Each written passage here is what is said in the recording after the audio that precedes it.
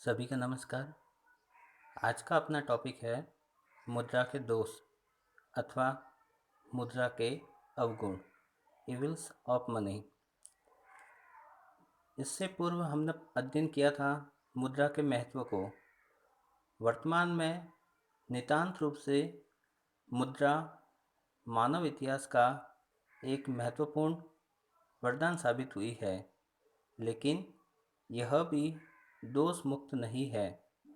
समय के साथ साथ कुछ दोष मुद्रा में भी प्रतीत होने लगे। इसीलिए एक अर्थशास्त्री ने ये लिखा है कि मुद्रा एक आवश्यक बुराई है। इसी प्रकार एक अन्य अर्थशास्त्री लिखते हैं कि मुद्रा एक बहुमूल्य किंतु भयानक आविष्कार है। इन कथन से स्पष्ट है कि मुद्रा स्वयं में दोष मुक्त नहीं है। तो आइए देखते हैं मुद्रा के दोष कौन कौन से हैं। मुद्रा के दोषों को बेसिकली 3 कैटेगरी में बांटा गया है: आर्थिक दोष, सामाजिक दोष और नैतिक दोष। सबसे पहली बात करें आर्थिक दोषों की, तो इकोनॉमिक इविल्स के अंदर मुद्रा के जो आर्थिक दोष है उसमें सबसे पहला आता है मुद्रास्फीति। जैसा कि हम सभी जानते हैं, जब अर्थव्यवस्था में मांग की तुलना में मुद्रा की पूर्ति अधिक हो जाती है, या फिर कई बार ऐसा होता है कि सरकार अपने घाटे को पूरा करने के लिए नई मुद्रा का निर्गमन करती है, जिसे अपन हिनार्थ प्रबंध या डेफिसिट मैनेजमेंट भी कहते हैं। तो इस स्थिति में क्या होता है कि अर्थव्यवस्था में जितनी मुद्रा की मात्रा चाहिए थी, उससे कई गुना ज़्यादा मुद्रा की मात्रा प्रचलन में एज ए करेंसी के रूप में होती है। तो इससे मुद्रास्फीति यानी कि महंगाई की समस्या उत्पन्न हो जाती है और नतीजतन गरीब व्यक्ति की पहुंच से उसकी आधारभूत वस्तुएं भी दूर हो जाती है। इस प्रकार मुद्रा का आर्थिक दोष देखें तो मुद्रास्फीति उसका एक परिणाम है। इसी प्रकार मुद्रा का जो अन्य आर्थिक दोष है वह है आय व संपत्ति का असमान वितरण। क्योंकि मुद्रा की वजह से बड़े बड़े उद्योग स्थापित हुए हैं और जिससे पूंजीवाद को बढ़ावा मिला है, और पूंजीवाद में उत्पादन प्रणाली कुछ गिने चुने पूंजीपतियों या उद्योगपति के हाथों में आकर केंद्रित रह गई है।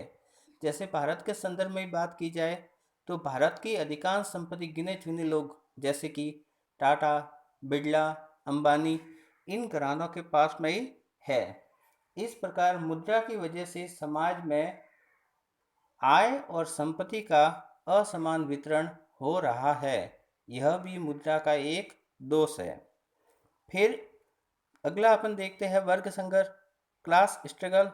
तो जाहिर सी बात है, जब समाज में आय और संपत्ति का असमान वितरण होगा तो उसकी परिणति वर्ग संघर्ष के रूप में होती है। आज समाज में दो महत्वपूर्ण वर्ग बन गए हैं, अमीर और गरीब, और इन दोनों महत्वपूर्ण वर्गों के बीच में सदैव परस्पर संघर्ष की स्थिति बनी रहती है, जो हमें समय समय पर विभिन्न हड़ताल, तालाबंदी के रूप में प्रतीत होती है। अगला है व्यापार चक्र, ट्रेड साइकिल। वैसे इसका संबंध मूलतः पूंजीवादी अर्थव्यवस्था से है, जहां अर्थव्यवस्था में तेजी और मंदी के दौर आते रहते हैं।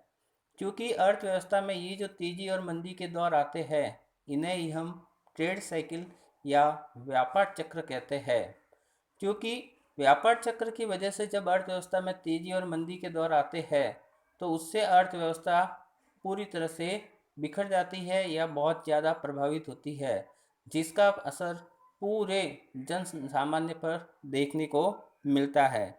इस प्रकार यह व्यापार चक्र मुद्रा की अति या अल्प मात्रा की वजह से होते हैं। इसलिए व्यापार चक्र भी मुद्रा का आर्थिक दोष है।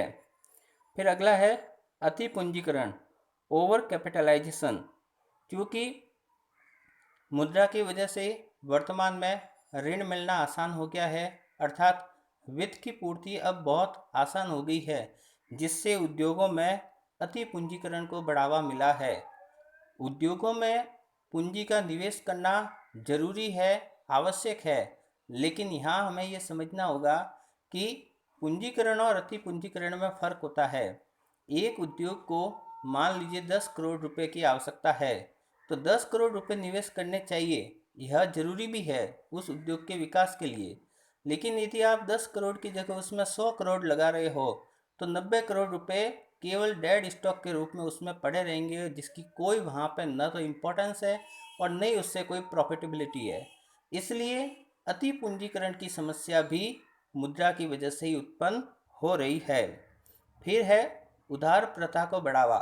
चूँकि वर्तमान में मुद्रा की वजह से भौतिकवाद को बढ़ावा मिला है और ऐसे में आज हर एक व्यक्ति अपने शौक पूरे करने के लिए उधार लेकर भी जीवन जी रहा है।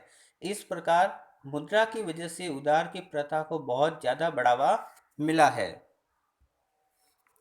अब बात करें मुद्रा के सामाजिक दोषों की, तो उसमें पहला आता है सामाजिक प्रतिष्ठा। तो जहाँ तक सामाजिक प्रतिष्ठा का अपन कहें, तो आप इस बात को भली भांति परिचित भी है और समझते भी है। अपने समाज में आप देखिए या अपने आसपास के परिवेश में देखिए, वर्तमान में व्यक्ति के गुणों की जगह व्यक्ति के पास धन कितना है उसके अनुसार व्यक्ति को मान सम्मान दिया जाने लगा है। यह परंपरा अब मुद्रा की वजह से प्रचलित हो गई है। समाज में हम देखते हैं कि भले ही कोई व्यक्ति चरित्रहीन है लेकिन धनवान है, तो उसको सब जगह आमंत्रित किया जाता है। तो इस प्रकार मुद्रा ने सामाजिक प्रतिष्ठा का मापदंड स्थापित कर लिया है। अर्थात जिस व्यक्ति के पास जितने ज़्यादा मुद्रा होगी वह व्यक्ति उतना ही प्रतिष्ठित माना जाता है। तो यह एक मुद्रा का सामाजिक दोष है। शोषण की प्रवृत्ति, क्योंकि समाज में जब अमीर और गरीब दो वर्ग बन गए हैं, तो अमीर वर्ग गरीब वर्ग का शोषण करना शुरू कर देता है। इस प्रकार वह और ज़्यादा पैसे कमाने के चक्कर में गरीबों का शोषण करता रहता है। तो मुद्रा के जो दूसरा सामाजिक दोष है वह है शोषण की प्रवृत्ति। अमीर वर्ग द्वारा गरीब वर्ग का निरंतर शोषण किया जाता है और उसकी मूल में जो मूल उद्देश्य होता है वह मुद्रा की प्राप्ति ही होती है। यदि नैतिक दोष की बात करें, तो वर्तमान में धन कमाने की लालसा ने मनुष्य के अंदर नैतिक गुणों का त्याग कर लिया है। मुद्रा कमाने के चक्कर में व्यक्ति ने अपने नैतिक मूल्यों को पूरी तरह से ताक पर रख लिया है। इसी का परिणाम है कि आज हम देखते हैं कि अधिक धन कमाने के चक्कर में लोग चोरी, बेईमानी, धोखाधड़ी, यहाँ तक कि रिश्वत जैसे कार्य भी करते हैं। इस प्रकार मुद्रा की वजह से नैतिक मूल्यों का पतन हुआ है। निष्कर्ष, यदि अपन कंक्लूजन के रूप में देखें, तो अभी अपन ने जितनी भी बातें कही मुद्रा के दोष के रूप में, उन सबको यदि अपन ध्यान में लाते हैं तो हमें यह प्रतीत होता है कि मुद्रा तो एक निर्जीव वस्तु है, फिर उसके अंदर दोष कैसे हो सकते हैं। तब हमें पता चलता है कि वास्तव में मुद्रा में कोई दोष नहीं है, क्योंकि मुद्रा स्वयं निर्णय नहीं ले सकती। उसको किस कार्य में प्रयोग करना है इसका निर्णय उसका यूजर करता है, अर्थात जिसके पास में मुद्रा है वही उसका निर्धारण करता है कि मुझे मेरी मुद्रा का क्या करना है।